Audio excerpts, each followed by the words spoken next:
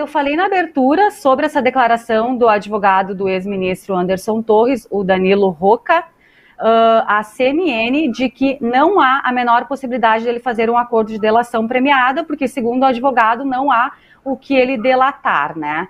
Pois bem, como eximir deputado ex-presidente Jair Bolsonaro da participação, por exemplo, na confecção dessa minuta que previa a mudança no resultado da eleição? Anderson Torres vai assumir esta culpa sozinho? Qual é a avaliação do senhor? Primeiro, lamentável os fatos, né? Eu acho que o processo eleitoral ocorreu. Eu acho que na democracia a gente tem que estar pronto para a alternância do poder, e o bacana da democracia é que você tem essa perspectiva, ou seja, você pode ter a escolha e o desejo da população livremente. Eu acho que nós não somos uma republiqueta, nós somos um país de envergadura e que tem uma presença internacional muito forte e que a gente precisa também ter autoestima, ter que fortalecer as nossas instituições, porque aí é que se dá, de fato, a necessidade da responsabilidade e também de poder ter uma postura clara com relação ao destino do Brasil.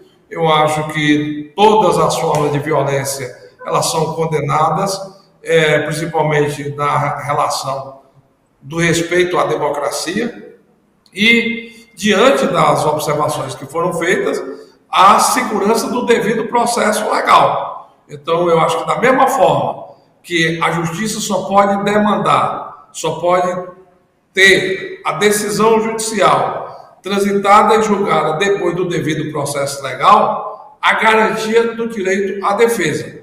Então, eu acho que nem se pode condenar previamente. Acho que foi uma aberração o afastamento do governador Ibanez, porque não tinha nenhuma solicitação judicial com relação à decisão que foi tomada pelo ministro Alexandre de Moraes, mas, ao mesmo tempo, tem que ter a garantia da defesa na sua amplitude.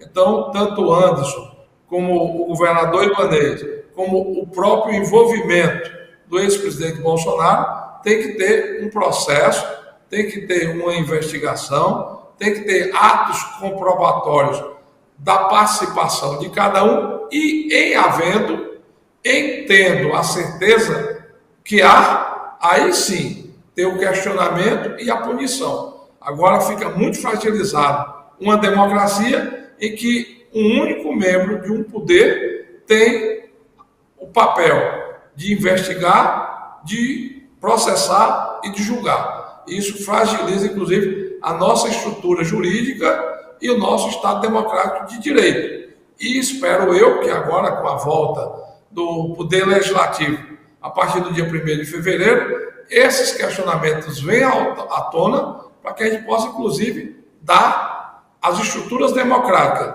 e aos poderes a relação harmônica e independente entre si. Então, eu acho que o Judiciário, o Legislativo e o Executivo têm que se harmonizar para consolidar a democracia, mas não pode nenhum poder se sobrepor ao outro, porque isso fragiliza as instituições.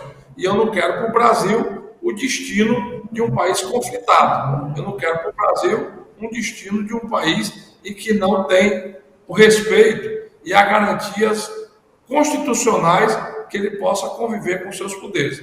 Eu acho que isso, por tamanho que o Brasil é hoje, nós não podemos abrir espaço para esse tipo de postura, porque fragiliza, inclusive, a nossa democracia. Deputada, é que a gente viu uma sequência de ações que, de certa forma, geraram uma desconfiança, não só das autoridades, também como do povo brasileiro. Por exemplo, essa questão do ex-presidente Jair Bolsonaro não ter passado a faixa, não ter ficado. Primeiro, ele nem sequer parabenizou o atual presidente Lula quando da sua vitória. Depois ele não passou a faixa, ele viajou. Aí temos também o Anderson Torres viajando também para o mesmo lugar do do ex-presidente, aí tivemos a questão desses atos em Brasília. Então, assim, é complicado, eu digo complicado para a direita, digamos assim, né, para o outro lado, agora nesse momento querer se defender de alguma forma, quando a gente tem aí uma minuta, digamos assim, de um possível golpe na casa do próprio ex-ministro. Então, fica realmente um pouco complicado, né? Eu entendo que o senhor defende que o que foi feito com o governador afastado Ibanez Rocha, o senhor acha, digamos que inconstitucional, o senhor discorda, mas é que teve uma sequência de fatos que contribuíram para que haja essa desconfiança, certo?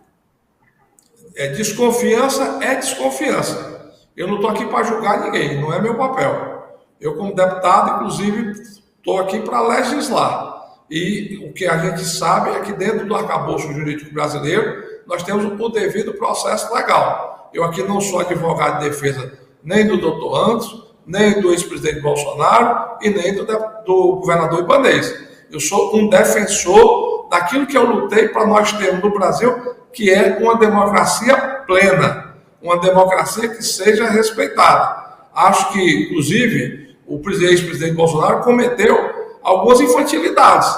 Eu, se no papel dele, teria fechado o governo com um balanço das minhas ações, né, com inclusive as questões econômicas muito bem colocadas, porque teve significativos avanços econômicos na gestão de Bolsonaro, como também teve vários erros políticos, que inclusive determinaram a sua não reeleição.